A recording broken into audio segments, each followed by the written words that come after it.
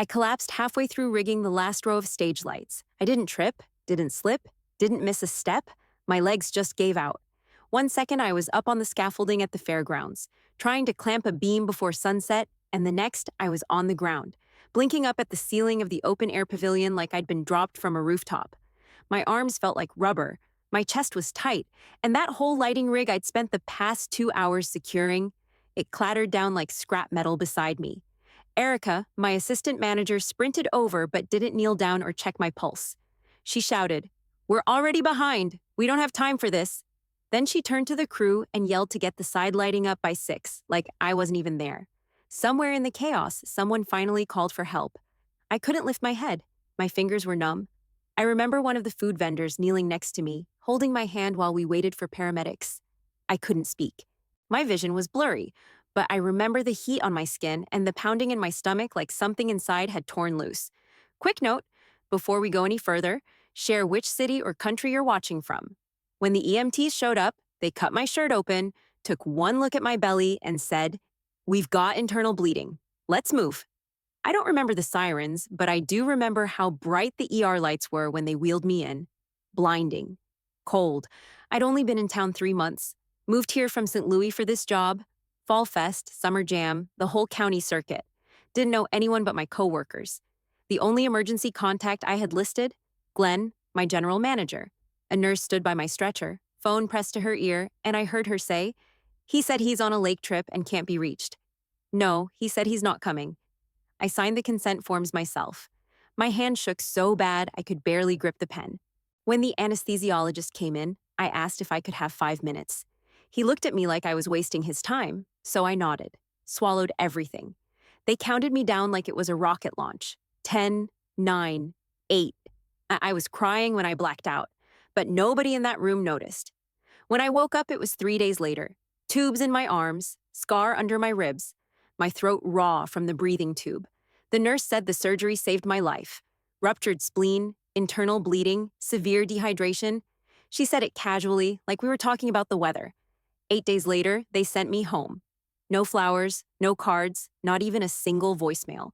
What I did have was a full inbox, 29 emails. Not one of them said, "Hope you're okay."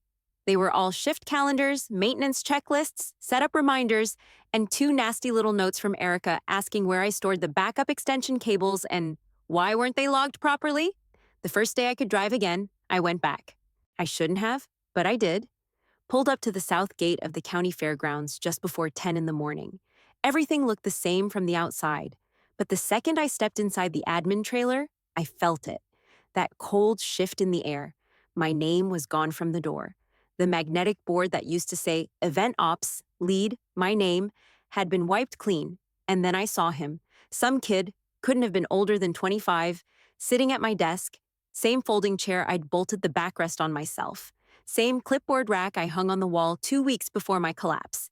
He had his feet up on the corner of the desk, scrolling on his phone like he owned the place. I said, "Hey, sorry, are you covering for someone?" He looked up, confused. I'm the new site lead. Glenn hired me last week." The word new hit harder than it should have. I just nodded and walked out. I checked the bulletin board on the way to the break room. They'd redone the entire coordinator roster. My name? Gone. Not even a post-it left. All my event photos had been pulled from the community center wall, replaced with flyers for the chili cook-off and a thank you card to Glenn from the Fall Fest Planning Committee. In the break room, Glenn strolled past like he hadn't ignored a single hospital update. He didn't flinch, just poured himself coffee and said, "Good to see you. So, about the stage vendor. Did you ever get confirmation from Buckley Rigging?" I stood there frozen, still holding the box of medical supplies I was dropping off. I said nothing. He looked up like I was wasting his time. "We need it by Thursday." Then he walked out. That night, I stood in front of the mirror and peeled off the bandage across my side. The scar ran from my ribs down toward my hip. Ugly. Red. Felt like it cut through more than just skin. I stared at it for a long time. Thought about those emails. The new guy. The clean rosters. That hollow question Glenn asked like I was still his assistant, instead of the person who bled out on his stage rig. Something in me snapped. I didn't cry. I didn't scream. I just started writing. Took out a notebook and made a list of everything I'd done since moving here. Contacts, schedules, permits, procedures. Every vendor I worked with. Every shortcut I fixed. Every broken light bulb I replaced when no one else noticed. I sat at my kitchen table until sunrise, the pain in my side pulsing with every breath. Didn't take a single painkiller. Didn't need to. I'd survived the silence. Now it was time to make some noise. I kept my head down and went back in the next morning like nothing had happened. Glenn barely looked at me. Erica acted like I was interrupting her every time I spoke. So I stopped trying to talk. I just showed up early every day and documented everything. The manuals Glenn never opened. The vendor contacts I'd built up from scratch. Which breakers couldn't handle dual load during summer concerts. Where the emergency kits were actually stored. Not where the map said they were. Every task I'd ever had to repeat because someone forgot it wasn't automated. I wasn't doing it for them.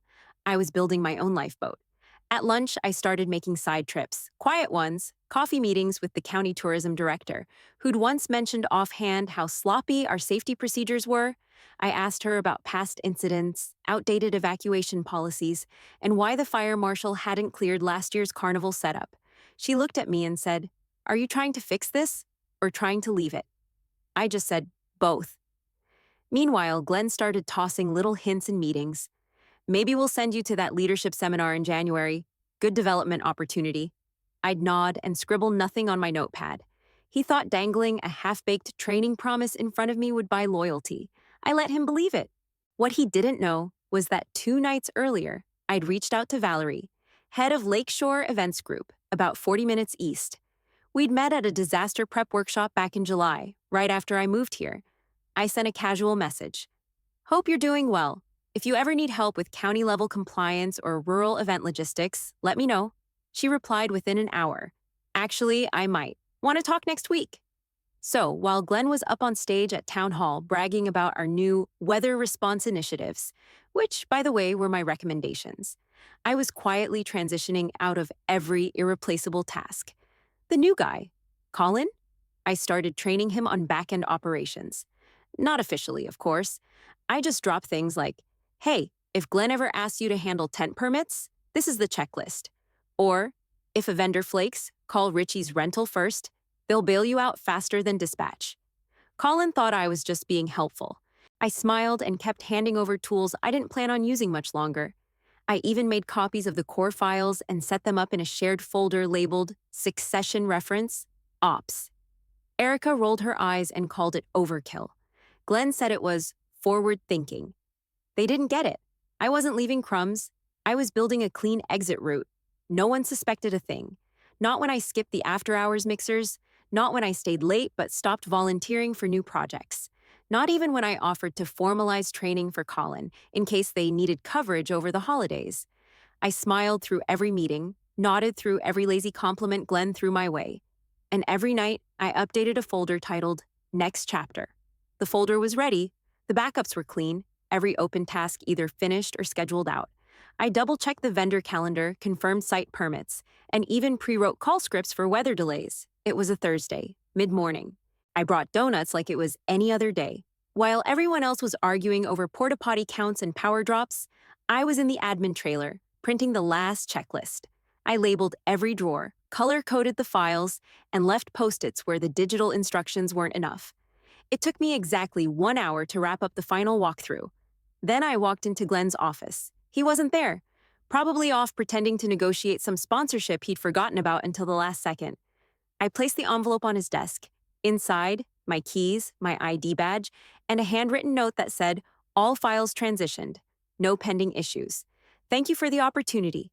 I closed the door, walked to my car, one box in my arms, my planner, a few personal tools, and the tiny radio I kept for stage comms. No announcement, no speech, not even a goodbye to Colin, who was still figuring out how to reroute stage power during high winds. I figured he'd manage. I made sure he would. By the time I got home, I had 6 missed calls, 4 more by dinner. Glenn didn't leave voicemails, just kept calling like maybe I'd pick up by accident. Then the texts started. "Were you fired? Are you okay? Did something happen with Glenn? Do we still have vendor coverage for Friday?" I left every message on read. Turned off my phone around 10. Because I wasn't scrambling anymore, I was prepping. First day at Lakeshore was Monday. I'd already filled out the onboarding forms, already met the HR lead over Zoom, already got my badge photo taken. Valerie had reached out during my recovery. At the time, she said, "You ever want to consult? We could use someone with your instincts." I remember sitting in that hospital bed, IV still in my arm, looking down at the heart monitor and thinking, I'm done being useful to people who don't give a damn. I told Valerie I wasn't looking to consult. I wanted something real. She didn't flinch. "How about event operations manager?" she said. "With full oversight and room to build the rollout?" I said yes before she finished the sentence. Now, standing in my tiny kitchen, eating leftover lo mein out of the box, I felt something I hadn't in a long time. Clear. Not happy, not excited. Just done with the old noise. That life was behind me. Monday morning, I showed up to Lakeshore Events Group 30 minutes early. The building was clean, modern, full of light.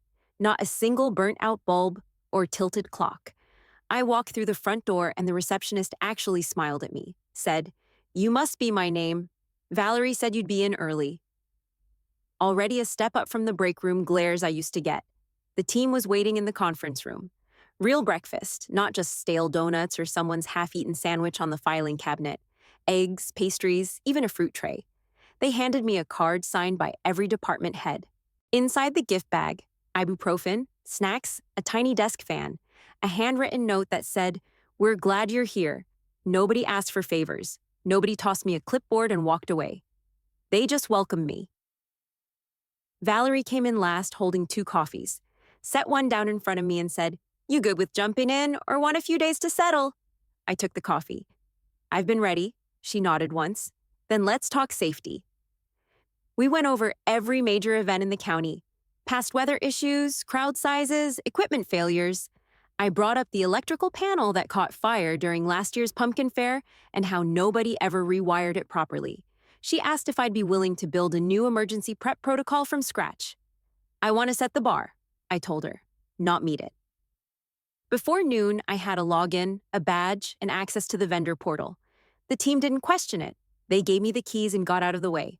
Then the call came in. Front desk rang my line. "You've got a Gina Wallace from Northern River Folk Festival asking for you." I clicked in.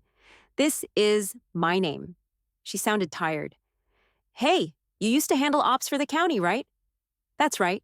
Well, we're trying to get access to the site plan from last year's fair. Glenn says he can't find anything. Says you didn't leave any documentation behind." I didn't even blink. "It's all labeled?" I said. "Shared folder. Final copies uploaded the day I left. If he can't find them, he's not looking." Silence for a beat. Then she asked, "Did you leave, or were you pushed out?" "I walked," I said, "on purpose." Another pause. Then she lowered her voice.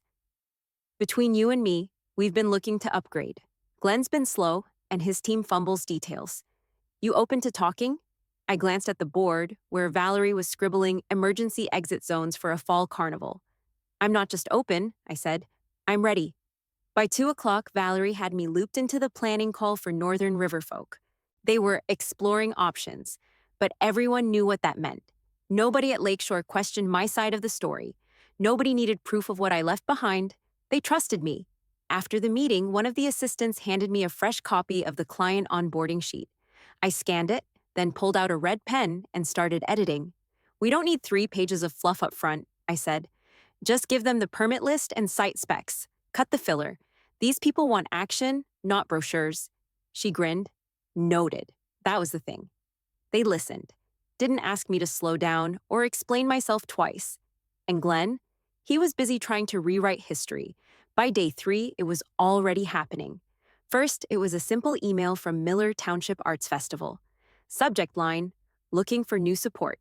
I opened it, and there it was. "Glenn's been unresponsive. Heard you're at Lakeshore now. Got time to talk?" Then came the call from the Harbor Lights Wine Walk team. Same story, slow responses, misfiled permits, half the vendor list missing. "You were the only reason it ran smooth last year," the coordinator said. "Can we work with you instead?" By lunch, a third client had left a voicemail. "If you're open to planning our fall dates, we'll move everything." I kept my responses short, professional, clean. I copied Valerie on every thread. No games, no bad-mouthing, just business. But I didn't have to say a word. These people were already watching him unravel. That same night, I got a DM from an old site tech. You really gone? Feels like the place fell apart the second you left. Then one from a volunteer coordinator. How do I apply at Lakeshore? Asking seriously. By the end of the week, we'd hired one. Jenna, from Ops, sharp, organized, tired of being ignored. Valerie had her paperwork done in 48 hours. The girl showed up to orientation with a full spreadsheet of her old event contacts and said, "Tell me where to plug in." Meanwhile, Glenn was spiraling. I started hearing from vendors that he was telling people I bailed mid-project, claimed I left him hanging right before a big quarter, said I'd ghosted without notice. Valerie caught wind of it before I even brought it up. She called me into her office, slid her reading glasses down, and said, "We had legal go over your exit materials. You didn't leave anything undone. Every file, every transition step, you documented it better than most consultants we've ever worked with." I nodded. I figured he'd try to spin it. She tilted her head. "Just let us handle it." But then Glenn crossed a line. It was a Sunday afternoon. I was at the farmer's market with a friend when my mom called. I stepped aside to answer. Her voice was tight. "Did you leave your job without telling anyone?" "What? Number?" "Well, Glenn called me." Her tone dropped flat. "Said you were burning bridges. Said I needed to talk sense into you before you made a permanent mistake." I felt my jaw lock. "He called you?" "Out of the blue," she said. "I haven't heard from that man since your interview. He said you embarrassed the department and made a scene." I held the phone tighter. "Do you want to know the real story?" She went quiet. I told her everything, not just about the job. I told her about signing consent forms in a hospital bed alone, about collapsing in front of the crew while Erica barked orders, about the ghosting, the desk scrub, the way he walked past me like I didn't matter. My mom didn't interrupt once.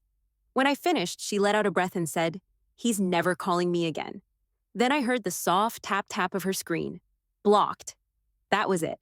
No dramatic send-off, just clarity.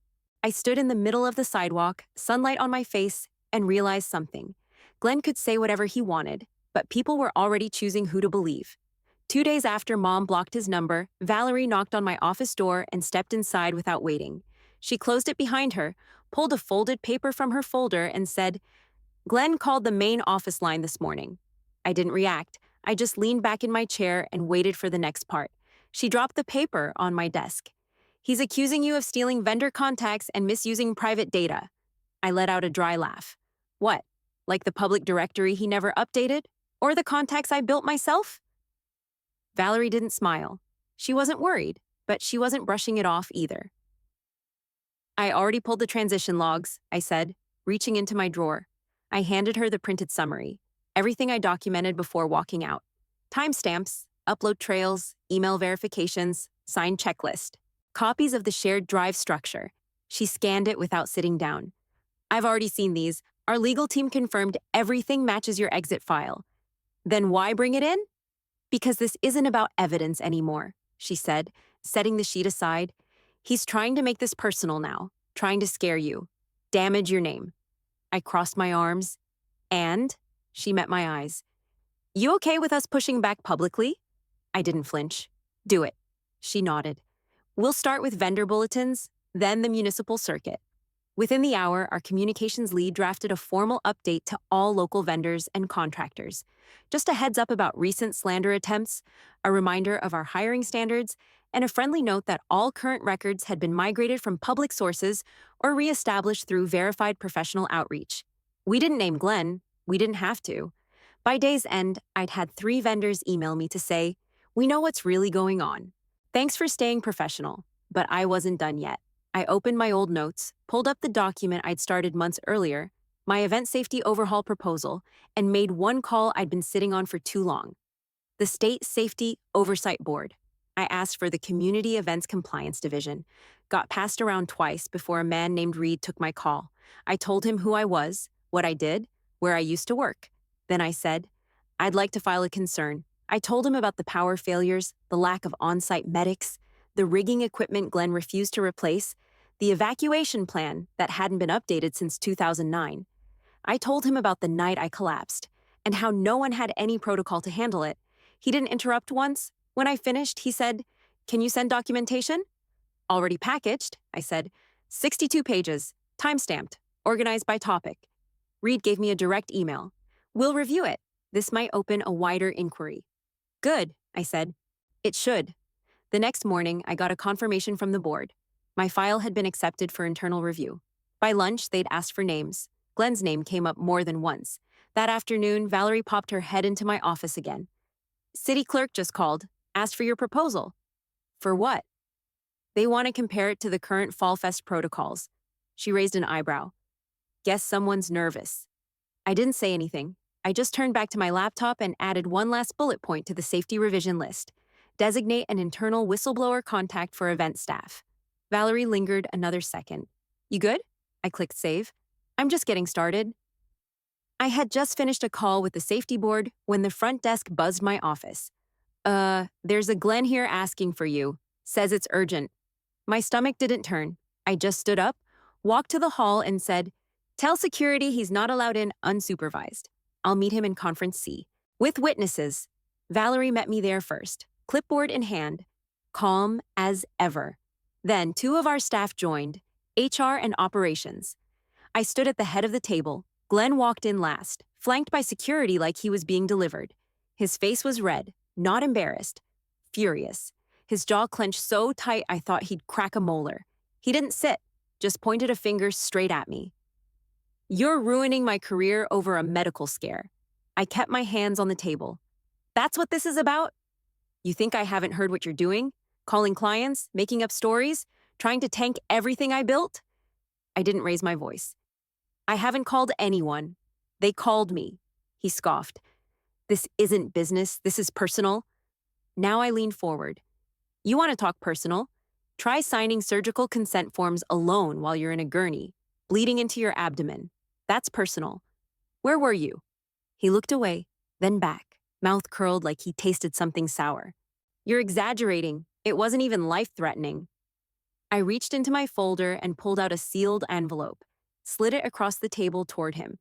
My surgeon says otherwise, in writing. So does the emergency report. County board already got their copy. He didn't open it, just shoved it back. You need to stop poaching clients, right now. You're poisoning every relationship I spent years building. I didn't poach anyone, I said flatly. They're leaving because they're tired of being ignored. They're choosing better. His eyes narrowed. You know what this is. It's revenge. I stood up straight. Number. This is the result of your leadership style. He looked to Valerie, then the staff beside her. You're letting this happen?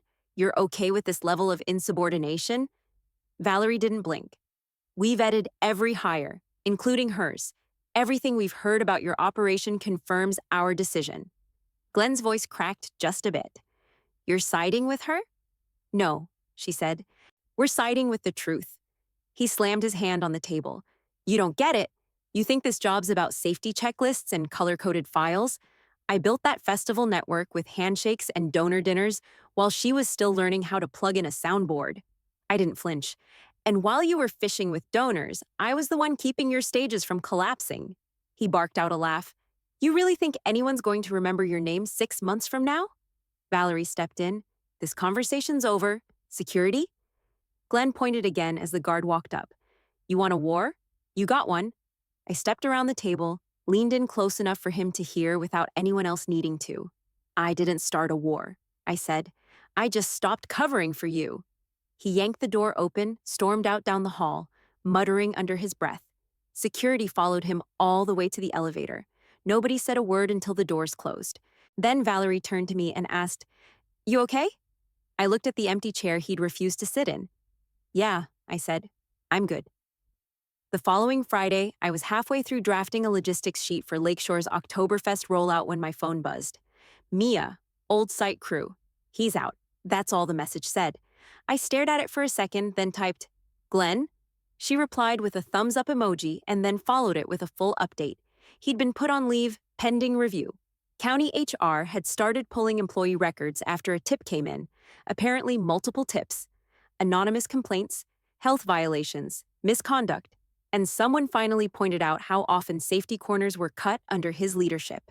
Mia said the Fall Fest budget was already being reallocated, more for emergency response, less for donor dinners. They were looking to hire outside support for next year's planning. Glenn's name hadn't come up once. A minute later, another notification. A new vendor from the county circuit wanted to initiate a partnership conversation. That made 5 this week. Valerie stopped by my office around 3. Just got confirmation, she said. 3 more clients transferring their events to us by spring. You're a major factor. I didn't say anything. I just nodded and opened a fresh tracking sheet. By Monday, Jenna came in grinning. Guess who else applied here? Who? Travis, from Grounds Crew, said if you trained him, he trusts the company's worth showing up for. We hired him by Wednesday. Then came Danny from admin and Leah from compliance. 3 total. People I'd trained, vouched for, stayed late with when the toilets flooded or the power cut mid-show. Now they were here. Different building, same skill, no disrespect. The biggest surprise came that Thursday. A representative from the Regional Community Center Alliance reached out about my event safety proposal. Said they were looking to adopt it as a model framework, not just for our town, county-wide, possibly state level. You built this from experience, the rep said. We've never seen something this direct and functional. I forwarded the message to Valerie. She called 5 minutes later. This is what leadership looks like, she said. I sat there for a second, just staring at the email chain. It didn't fix the scar under my ribs. Didn't erase what I went through, but it proved something no speech or apology ever could. I'd been right to walk. That night, after I forwarded the last vendor contract to Valerie, I shut my laptop, stepped into the bathroom, and caught a glimpse of myself in the mirror. Pulled up my shirt and looked at the scar. That thin, crooked line under my rib. It wasn't angry red anymore. Just there. Quiet. Permanent. Sometimes I touched it without realizing. Not because it hurt, but because of what it reminded me of. Not the pain, not the surgery, just the moment I signed my name on those forms. Alone, no one in the room but strangers in gloves and masks. I didn't cry that night because I was scared. I cried because I realized no one was coming. People love to say revenge is sweet, that it satisfies something. But this wasn't revenge. This was clarity. Glenn had tanked his own career long before I ever walked out. I didn't wreck it. I just stopped shielding it. I let the truth stand where I used to make excuses. Now I work somewhere they ask before they assign, where someone checks the weather and the backup generator, where emergency kits aren't dusty afterthoughts in a locked closet nobody has the key to. We don't run ourselves into the ground for applause. We plan, we prep, we rest, and we show up right. No job is worth your health. No paycheck justifies lying to yourself. And no boss deserves loyalty they wouldn't give back if the roles were reversed. If you've ever dragged yourself through a shift while your body screamed at you to stop, don't. If you've ever had to prove you mattered by overworking, overfunctioning, and saying yes to things no one else wanted to do, don't. If they made you feel replaceable after everything you gave them, walk away. You don't need a fight to make your point. Sometimes the loudest thing you can say is said in silence. When you slide your keys across the desk, turn around and never look back.